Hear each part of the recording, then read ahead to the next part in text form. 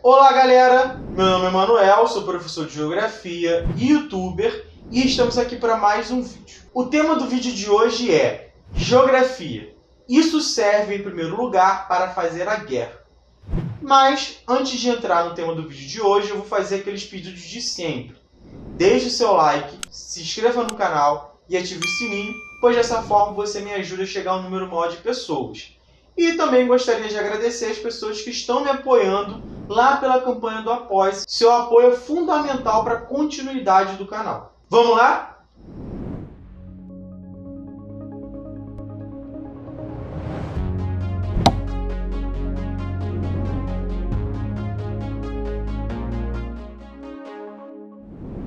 O tema do vídeo de hoje, ele surgiu ali de 3 elementos. Primeiro, uma trend do TikTok que dizia que a geografia só estudava pedra, então, portanto, não era necessário estudar geografia, a geografia seria um conteúdo inútil.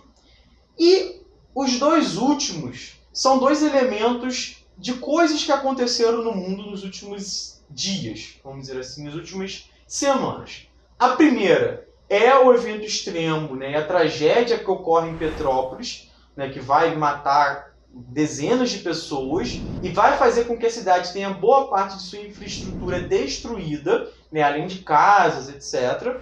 E o conflito que está ocorrendo entre a Rússia e a Ucrânia.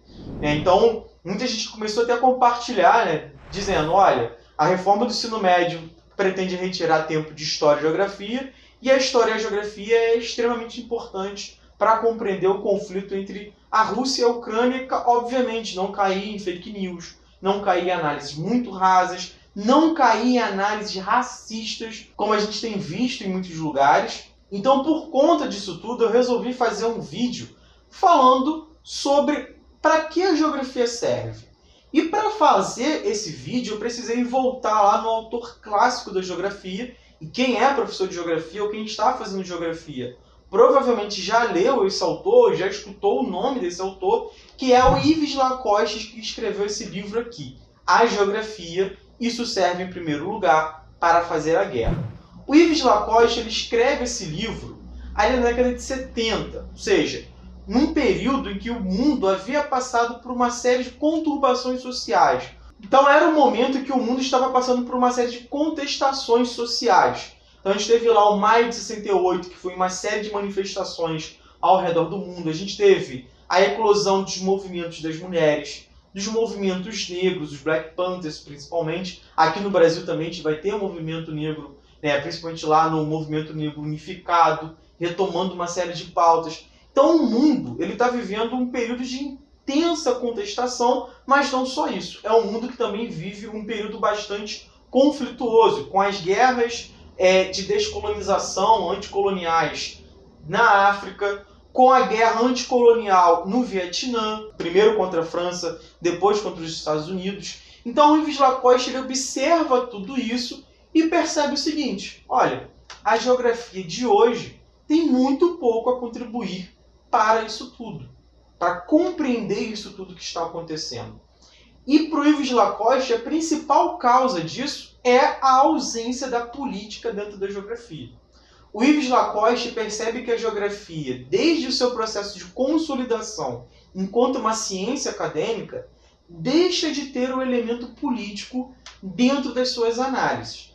Para ele, a origem disso está lá na chamada geografia regionalista do Vidal de Lablache, né? O regionalismo do Lablache ou Lablachianismo.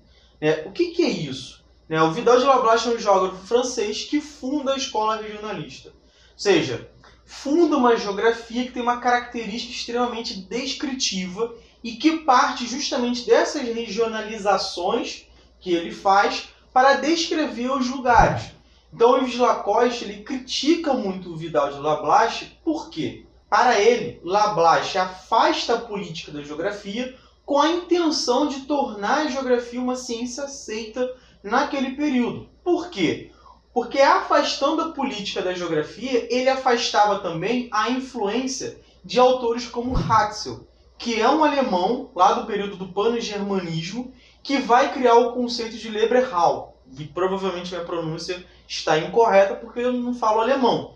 Mas, para a gente em português, é o conceito de espaço vital, que é um conceito utilizado pela Alemanha nazista para justificar a expansão territorial da Alemanha nazista durante a Segunda Guerra Mundial. É a ideia do espaço como recurso a ser utilizado para o desenvolvimento da nação e, obviamente, desenvolvimento da civilização superior, como os alemães nazistas se colocavam. Então, para tornar a geografia uma ciência aceita, dentro da academia, o Vidal de Labache ele vai afastar a política da geografia e, obviamente, dessa forma ele afasta a geopolítica, ou seja, a análise das relações entre as nações. Com isso, a geografia acadêmica deixa de ter o seu caráter político.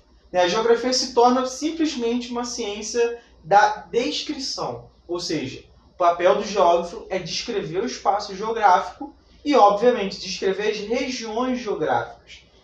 O Lévi Lacoste tem uma crítica ao conceito de região do Laplace, mas eu não vou trabalhar aqui porque não é minha intenção. Além da despolitização da geografia acadêmica, o Lacoste também aponta para uma consequente despolitização da geografia escolar, já que os professores de geografia, principalmente na França, eram formados na Academia de Geografia francesa. Ou seja, os professores de geografia viam uma geografia despolitizada na academia, chegavam na escola para ensinar e, obviamente, ensinariam uma geografia despolitizada. Essa geografia escolar, por influência do Laplace, pela essa escola regionalista, vai ser uma geografia extremamente descritiva. Então a gente vai para a escola descrever relevo, bacias hidrográficas, climas, populações, economia, tudo é uma grande descrição. E se vocês perceberem, essa geografia descritiva, ela continua até os dias de hoje. Hoje, a geografia, apesar das várias mudanças que aconteceram, ainda é uma disciplina escolar muito descritiva. E por isso, muitos alunos, muitos estudantes vão ter uma certa má vontade com a geografia. Então vão dizer que a geografia é uma disciplina que só estuda pedra e que, portanto, é uma geografia inútil. O Lacoste, ele reconhece isso. Ele diz: a geografia escolar é uma geografia simplória e enfadonha. Ou seja, é uma disciplina que pouco agrega para os seus alunos. É uma geografia que não traz o que há de mais importante na geografia, que são as relações políticas, já que relações espaciais são, sobretudo, relações políticas. E o Lacoste ele comprova isso mostrando o quê? Que a geografia antes da acadêmica, a geografia pré-acadêmica, a geografia fundamental, que é a geografia praticada pelos Estados-nações e pelas forças militares, é uma geografia extremamente política. É uma geografia que vai olhar para o espaço de forma política. Por quê? Porque essa geografia, que a geografia acadêmica e a geografia escolar acabam ocultando, porque possuem, de certa forma, uma função ideológica de ocultação da política dentro da geografia, ele vai mostrar que essa geografia fundamental é uma geografia que serve ao poder. É uma geografia que serve aos projetos de poder. Então, o Lacoste ele traz até um exemplo dele, que é uma análise geográfica que ele faz dos ataques de aviões feitos pelos Estados Unidos no Vietnã. Então ele mostra como que esses ataques buscavam transformar o espaço geográfico do Vietnã, fazendo com que a população migrasse do campo para a cidade, para tornar a população do Vietnã uma população mais urbana e, portanto, esvaziar o campo, que é onde as forças comunistas possuíam mais força. Então, o Lacoste ele tem uma função muito importante para a geografia, que é trazer esse debate político para a geografia e mostrar que, olha, a geografia acadêmica, que aceita a sua despolitização para fazer parte da academia, e a geografia escolar, que é uma consequência da geografia acadêmica, essas duas geografias elas servem a esse projeto de poder porque ocultam a verdadeira análise espacial, a verdadeira análise geográfica, que deve levar em conta a política. Então, voltando aos dois exemplos que eu dei lá no início, de por que é importante estudar geografia, se a gente fala do que aconteceu lá em Petrópolis, só do ponto de vista da descrição, a gente vai chegar e vai falar, olha, é uma região que tem relevos muito íngremes, uma região serrana, o relevo é íngreme, você tem a presença ali de rochas e solos que se soltam muito facilmente com a chuva, e houve uma grande chuva naquele período. Ou seja, você pode, através dessa descrição, deixar de fora a adoção de políticas públicas que reduzissem o risco. Então, por exemplo, por que as comunidades mais pobres de Petrópolis foram as mais afetadas? É porque elas vivem em regiões que há um maior número de risco. E não só porque vive uma região em que há um alto risco e não constroem casas preparadas para enfrentar esses riscos. A gente também pode questionar por que esse dinheiro, que deveria ser direcionado para a cidade de Petrópolis na construção de sistema de prevenção de risco, não chegou até Petrópolis, e se chegou, por que não foi gasto? Então, através disso, a gente consegue perceber que a geografia é muito mais do que uma descrição. É a geografia que vai levar a gente a indagar todas essas coisas. Assim como é impossível compreender o conflito entre Rússia e Ucrânia se a gente não consegue compreender as relações geopolíticas que ocorrem ali hoje no leste europeu. Qual é o papel da OTAN no leste europeu? Qual é o papel da própria Rússia no leste europeu? Qual é o papel da Ucrânia? Qual é o papel de grupos neonazistas que estão na Ucrânia? Qual é o papel das religiões estrangeiras que agora servem às forças armadas ucranianas? Então a gente não consegue perceber tudo isso sem estudar geografia. Vocês provavelmente vão lembrar, devem ter visto, que uma das propagandas de guerra da Ucrânia, que não foi vista como propaganda de guerra pelas pessoas, foi uma foto, uma imagem que eu vou colocar aqui para vocês, em que você tem ali o contorno do território ucraniano e o contorno do território russo. E a gente percebe através desse mapa produzido pela Ucrânia que a Rússia é muito maior do que a Ucrânia. Ou seja, através de uma representação cartográfica, e obviamente eu já falei isso em outros vídeos, toda a representação ela é enviesada. Toda a representação ela tem um viés. Então, através dessa representação do território ucraniano e russo, o que a Ucrânia pretendia? O que o governo ucraniano pretendia? Principalmente o governo do Zelensky. Mostrar, fazer uma comparação entre, uma analogia, melhor dizendo, entre a história de Davi e Golias e o que está acontecendo. Ou seja, olha, o pequeno está enfrentando um gigante para conseguir resistir, beleza? Mas a gente sabe, o território russo não está entrando nesse conflito, já que o conflito está acontecendo em território ucraniano. Então, o território que está sendo utilizado para o conflito é o território ucraniano, é o território de Davi, não o território de Golias.